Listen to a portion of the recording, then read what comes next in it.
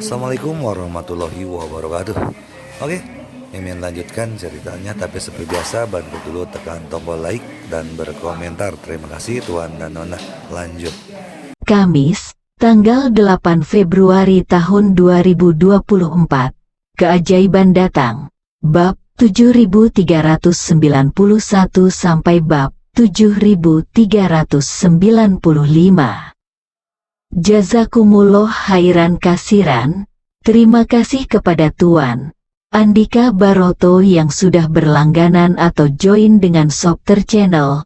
Semoga kebaikannya dibalas sama Tuhan Yang Maha Esa berlipat-lipat ganda.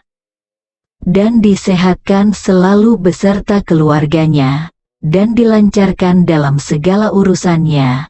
Amin ya robbal alamin. Oke, Mimin lanjutkan cerita Yechen-nya, yang belum tekan tombol like. Bantu Mimin untuk menekannya, terima kasih. Setelah memastikan bahwa 20 miliar dolar AS telah tiba, Helena memandang Howard dan berkata sambil tersenyum, Tuan Rothschild, uang telah diterima. Kali ini saya akan membiarkan Anda membelanjakan uangnya.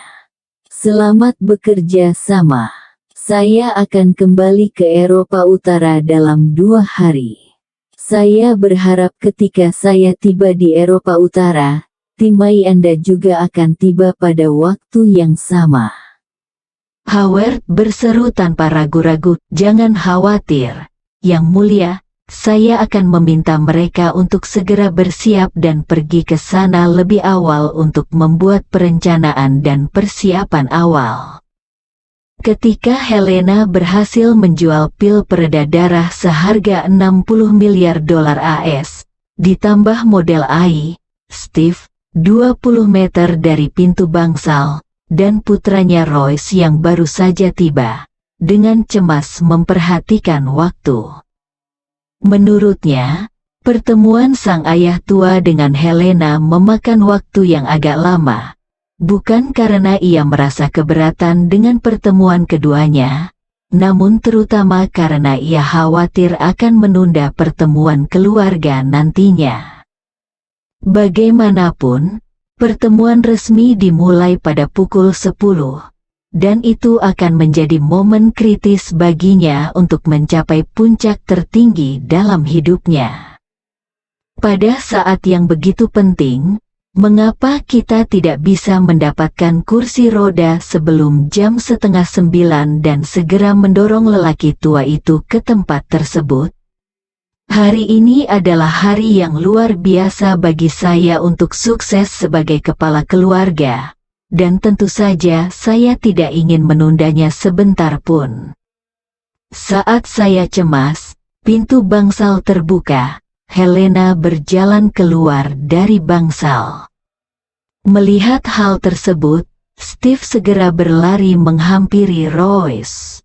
Lagi pula, dia juga khawatir apakah lelaki tua itu bisa membujuk Helena untuk menikah dengan keluarganya.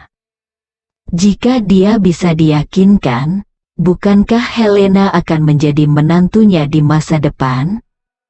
Staf medis di belakangnya juga berlari dengan cepat. Mereka mengkhawatirkan kesehatan lelaki tua itu. Lelaki tua itu tidak dapat berbicara dengan baik dan disertai dengan hemiplegia dan kejang-kejang. Dalam hal ini, tidak pantas untuk berbicara terlalu banyak. Namun mereka tidak menyangka akan mengobrol dengan Helena begitu saja lama, jadi mereka harus pergi dan melihat tubuh lelaki tua itu saat ini. Jika ada masalah, itu akan merepotkan. Namun, sebelum kedua kelompok orang itu sampai di pintu bangsal, muncul pemandangan yang membuat mereka serasa disambar petir. Helena kembali ke pintu dan berkata, Tuan Rothschild, tidak perlu menyuruh saya pergi. Segera setelah itu, Howard tua keluar dari pintu seolah-olah tidak terjadi apa-apa. Saat dia berjalan, dia bersikap sopan kepada Helena, Merupakan kehormatan besar bagi Yang Mulia Ratu untuk datang ke New York untuk menemui saya secara langsung. Sebagai seorang Rothschild, aku bagaimana mungkin kepala keluarga tidak mengantarkannya secara langsung. Steve, Royce, dan staf medis hampir semuanya berdiri tercengang di tempat.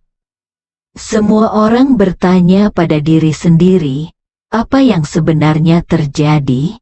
Steve juga tercengang, berpikir, ya, apa yang terjadi?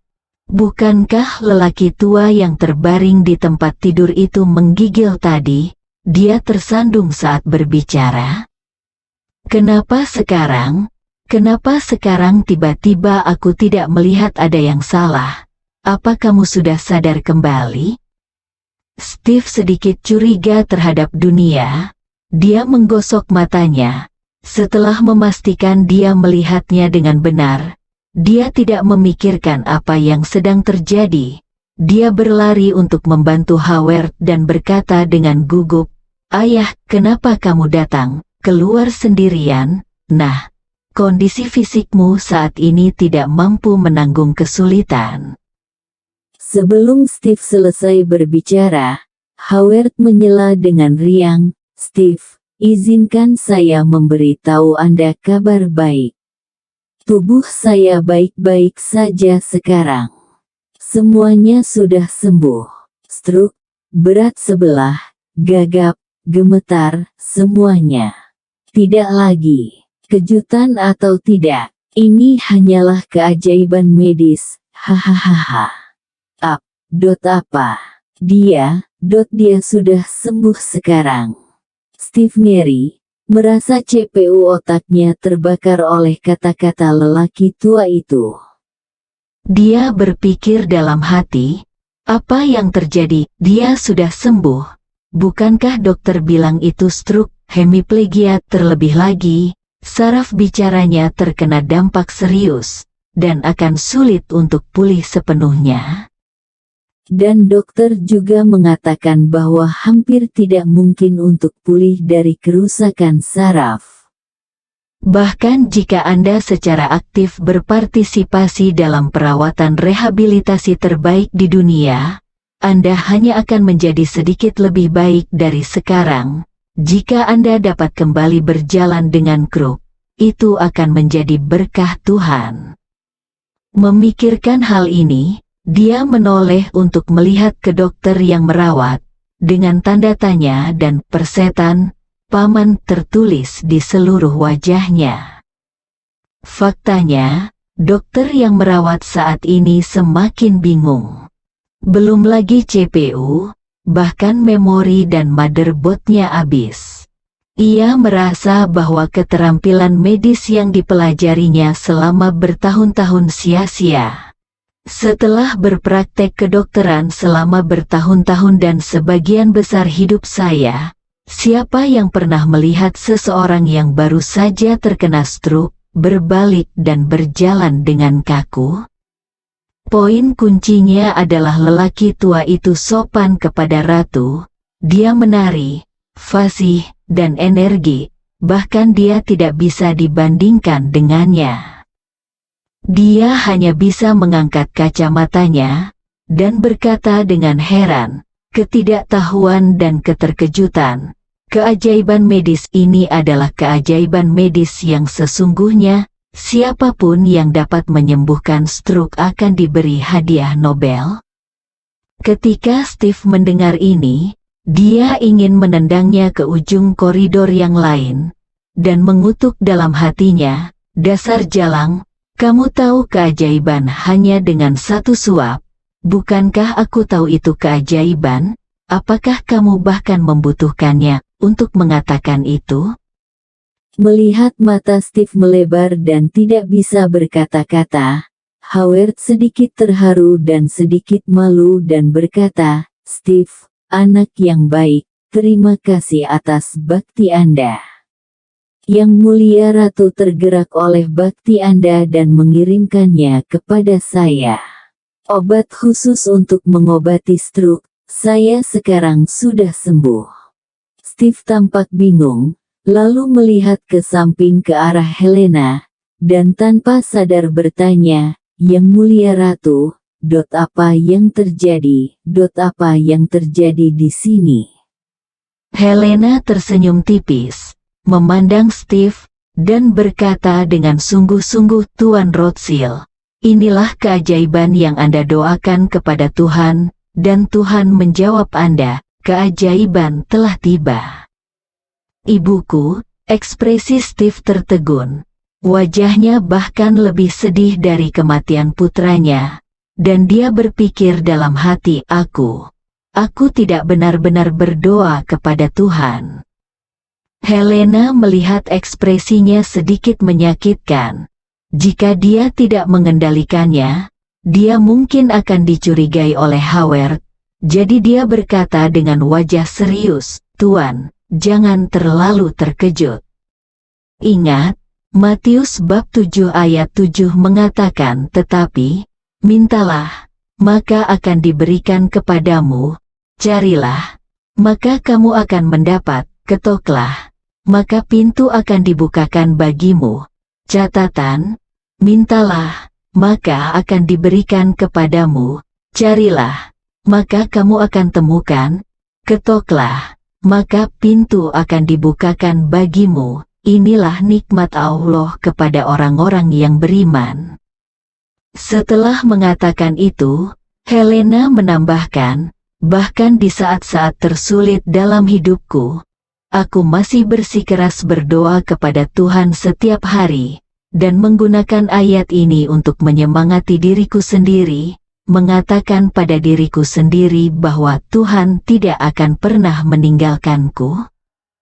Jadi, saya menerima kesempatan dalam hidup, mencapai pembalikan dalam hidup, dan menjadi Ratu Eropa Utara. Jadi, harap diingat bahwa Tuhan tidak akan membiarkanmu berjalan sendirian. Ibuku, ketika Steve mendengar kata-kata ini, dia terdiam sesaat, dan di dalam hatinya, dia sudah ingin membunuh para dewa. Dia tidak pernah bermimpi bahwa hal-hal yang berjalan sangat lancar tiba-tiba berubah menjadi lebih buruk pada langkah terakhir. Dan kunci masalahnya sebenarnya ada pada Tuhan. Oh tidak, itu karena Helena. Bahkan jika 8 kepala besar lagi menempel di lehernya, dia tidak akan pernah menyangka bahwa Helena, seorang ratu Nordik dan selebriti internet besar dari keluarga kerajaan Eropa, dapat menyembuhkan stroke lelaki tua itu dan menciptakan keajaiban medis. Tidak ada etika bela diri ini sama anehnya dengan jika Anda meminta seorang wanita pembersih pulang ke rumah untuk membersihkan, dan dia menemukan bahwa CPU komputer Anda rusak, dan menggunakan jarum bordir untuk membuatkan CPU baru untuk Anda. Intinya adalah CPU yang dia pilih jauh lebih baik daripada CPU asli Anda. Bagaimana Anda menjelaskannya? Bersambung.